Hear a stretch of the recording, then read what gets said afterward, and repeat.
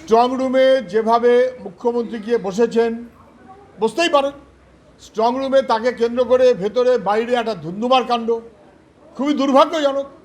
আমি বলবো এটা বোঝা যাচ্ছে যে তৃণমূল বিজেপি দুজনেই হঠাৎ স্ট্রং রুমে বেশি আগ্রহী কেন। অন্যান্য রাজ্যে আমরা দেখেছি বিজেপি কিভাবে ভোট দখল করেছে, এ রাজ্যে আমরা দেখেছি তৃণমূল কিভাবে ভোট দখল করেছে। আমাদের কর্মীদের বলবো সতর্ক থাকুন। ওরা কিন্তু ভোটে জিততে না পারলে সবসময়তেই দখল করার চেষ্টা করে ইভিএম এবং স্ট্রং রুম। এক্ষেত্রেও সেই প্রচেষ্টা হচ্ছে। মানুষের রায়ে যা ফলাফল, সেই ফলাফলকে উল্টে দেবার একটা প্রচেষ্টা বিজেপি তৃণমূল উভয় পক্ষেরই আছে। বামপন্থীদের ভোট বাড়বে এবং তাতে বিজেপি তৃণমূল শঙ্কিত হয়ে যাচ্ছে। আমাদের কর্মীদের বলবো সতর্ক থাকুন, এমনকি গণনা কেন্দ্রে। দেখুন, ভোট শেষ হতে না হতেই বাণিজ্যিক গ্যাসের দাম বেড়ে গেল প্রায় 30%। ভাবা যায় না, প্রতারণা হলো। ভোটের আগে পর্যন্ত সাধু সাধু ভাব, যেই ভোট শেষ মানুষের মত দেওয়া শেষ, অতএব মানুষের ওপর আবার দাপট দেখানো, জবরদস্তি গ্যাসের দাম বাড়িয়ে দিল। এটা কি হচ্ছে? এটা কার্যত মানুষকে প্রতারণা করা হচ্ছে।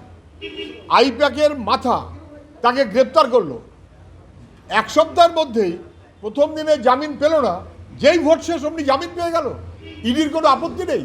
তাহলে ইডি লোক দেখানো কারবার করছে। গ্যাসের দাম সহ মানুষের উপর আক্রমণ, একভাবে ভোটের আগে একরকম, ভোটের পরে আরেক রকম। মানুষকে প্রতারণা করার দুটো ছক কালকে একদিনে ধরা পড়ে গেছে। এক, গ্যাসের দাম বৃদ্ধি, আর দুই, আইপ্যাকের কর্তার জামিন খারিজ হয়ে গেছিল, জামিনটা হয়ে গেল। এতে বোঝা যায় যে মানুষকে কোনো গুরুত্ব না দিয়ে প্রতারিত করবার মতন করে দিল্লিওয়ালারা চলছে বিজেপি পরিষ্কার। দেখুন, আমাদের রাজ্যে 15টা বুথে রিপোলিংয়ের জন্য অর্ডার দিয়েছে নির্বাচন কমিশন। সম্ভবত সবকটাই দক্ষিণ 24 পরগনার, এরকম আরও আছে। হ্যাঁ, দক্ষিণ 24 পরগনাতে বেশি, কোনো সন্দেহ নেই। ওটা তো কি বলে, দাবাং বনাং পুষ্পা। কি করছিলেন দাবাং না পুষ্পা? এর লড়াই, ভোটের লড়াইটাকে যদি দাবাং বনাং পুষ্পার লড়াইতে নিয়ে যায়, তখন মানুষের গণতন্ত্র তাকে হরণ করা হয়। এখন 15টা বুথে রিপোলিং, তাতে কি সমাধান হবে আমি জানি না। ভোট তো ওখানে হয়নি, সবাই বোঝেন। ফলতা টলতাতে ভোট হয়নি, সবাই বোঝেন। ওটা দাবাং বনাং পুষ্পা, একটা লড়াই ভাব হয়েছে। বিজেপি তৃণমূল একটা লড়াই ভাব হচ্ছে। তো দুজনেই জানে যে ভোট কাউন্টিংয়ে কীভাবে চুরি করা যায়। বিজেপিও জানে, তৃণমূলও জানে। বিজেপি যেহেতু চুরি করে, সেই কারণে জানে কিভাবে চুরি হয়, যাতে চুরি ঠেকানো যায় পশ্চিমবাংলায়। তৃণমূলও জানে তারা চুরি করে, তারাও এখন ওয়ার্কশপ টকশপ করছে, লড়াই ভাব দেখাচ্ছে যাতে চুরি বন্ধ করা যায়। আমাদের কর্মীদের বলবো, এই দুই চোরের পাল্লায় পড়েছেন। ওরা ভোট চুরি করে, ওরা গণনা কেন্দ্র চুরি করে, ওরা ইভিএম সেখানে হাইজ্যাক করে, কারচুপি করে।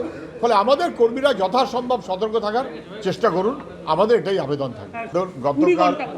গতকাল দমদম উত্তরের স্ট্রং রুম 20 ঘন্টা পরে সিল হয়েছে। কেন? এই উত্তর তো দিতে হবে নির্বাচন কমিশনকে। হঠাৎ বেছে আরও বিভিন্ন জায়গায় নানান রকম তালগোল পাকিয়েছে, কিন্তু দমদম উত্তর তো ধরা পড়ে গেছে 20 ঘন্টা। সেখানে নির্বাচন কমিশনের লোক নেই, এদিক ওদিক করে ফেলেছে। এবং এটা খুবই সন্দেহের কারণ দেখা দিয়েছে বলে আমার মনে হয়।